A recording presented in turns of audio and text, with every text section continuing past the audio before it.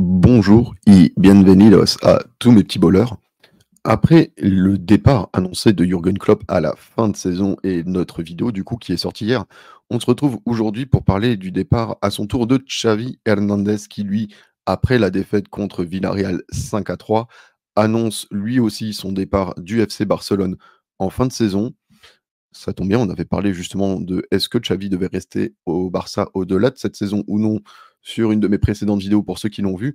Finalement, ça nous permet un peu de faire une rétrospective de Xavi au Barça et de se projeter sur quel peut être son éventuel avenir. Et avant qu'on commence justement cette vidéo, j'allais vous rappeler qu'elle est sponsorisée par personne toujours, donc c'est ça l'avantage, on peut aller directement droit au sujet. Et pour commencer justement, faire une petite intro et rappeler le contexte dans lequel Xavi arrive au Barça. C'est quand même important. Xavi, il revient au Barça suite à la demande de Laporta. À l'époque, il était encore entraîneur dans un club qatari et le Barça, lui, était plutôt en crise. Il faut dire que les résultats avec Koeman n'étaient pas satisfaisants et Xavi, au moment où il reprend le Barça, cette équipe elle était en galère en Ligue des Champions déjà, en championnat, elle était même 9e, donc la qualification en Coupe d'Europe qui s'annonçait vitale pour le Barça devenait de plus en plus compliquée et malgré ce contexte hyper compliqué, un effectif très réduit, bah, Xavi accepte de reprendre les rênes de ce Barça et il faudra se rappeler quand même que lui a eu le courage de revenir à un moment où beaucoup n'auraient pas osé revenir. Et seulement, ça pose aussi la problématique de sa légende. En tant que joueur du FC Barcelone, il faut le dire, Xavi a été un immense joueur du FC Barcelone, peut-être l'un des plus grands de l'histoire de ce club. Et forcément, quand on a été un joueur de ce standing, devenir entraîneur, c'est super difficile derrière. Parce que tu ne peux pas garantir que tu seras un entraîneur de la même stature du joueur que tu étais. Et il faut dire ce qui est, Xavi, bah, quand il revient, c'est un peu une mission un peu compliquée. Je m'explique. On va parler justement des avantages et des inconvénients de Xavi au FC Barcelone et on va redistribuer un peu aussi les rôles de chacun et redistribuer la faute aux bonnes personnes. Il faut rappeler, comme je disais, que Xavi, il reprend cette équipe qui est 9e en Liga et à ce moment-là, la qualification en Ligue des Champions est non seulement vitale, mais presque inespérée quand on voit le niveau de jeu affiché, l'effectif. Et malgré ça, il faut le rappeler, Xavi arrive finalement à hisser cette équipe de FC Barcelone en qualification en Ligue des Champions cette année-là. Il réussit quand même, de par son nom, à attirer certains joueurs, et il faudra le dire, et on y reviendra plus tard. Mais au moment où il reprend cet effectif, il faut rappeler qu'il a juste le droit de recruter Aubameyang en prêt en neuf en hiver et Ferran Torres. Finalement, l'effectif est très léger. Et pour les supporters du FC Barcelone, je me rappelle quand même que beaucoup étaient hypés quand même par des titularisations de Jude Gla et de Abdel Ezalzouli. Donc on voit quand même que de l'eau a quand même beaucoup coulé sous les ponts depuis l'arrivée de Xavi.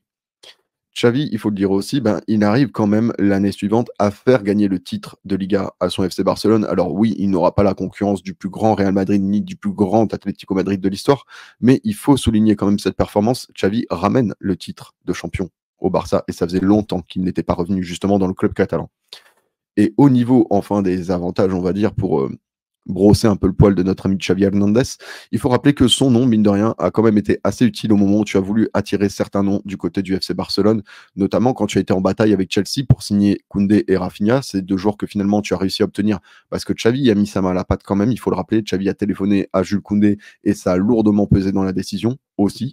Donc forcément, je me dis que l'arrivée de Xavi au FC Barcelone, malgré le contexte actuel, n'a pas que des mauvais souvenirs à apporter aux supporters du FC Barcelone. Les inconvénients, cependant, parce qu'il y en a, il faut le dire.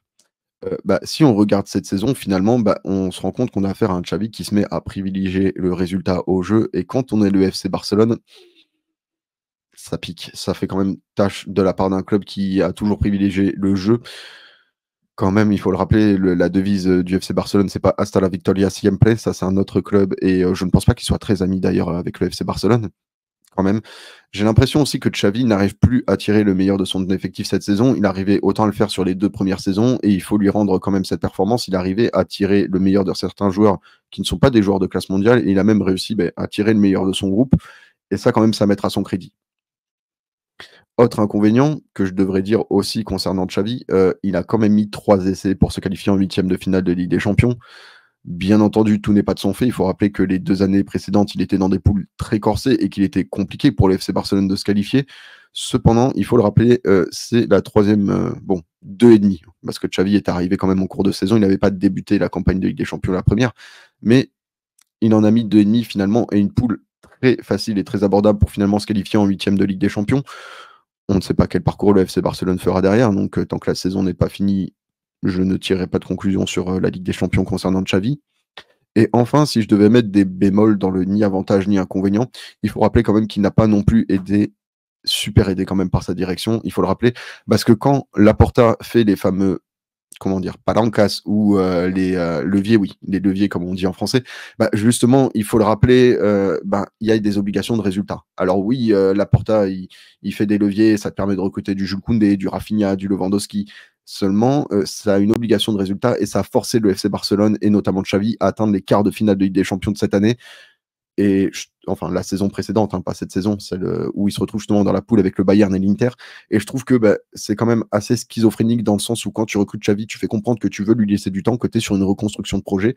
Et en même temps, après sa première saison qui est réussie, il faut le dire, tu lui mets d'énormes contraintes dans les roues avec des contraintes de résultats qui sont quand même pas celle d'un club qui est en reconstruction, il faut le dire, ça c'est le genre d'objectif que tu as quand tu es Manchester City, quand tu es le Bayern Munich, quand tu es le Real Madrid, quand tu es des clubs qui sont en bonne santé financière et sportive.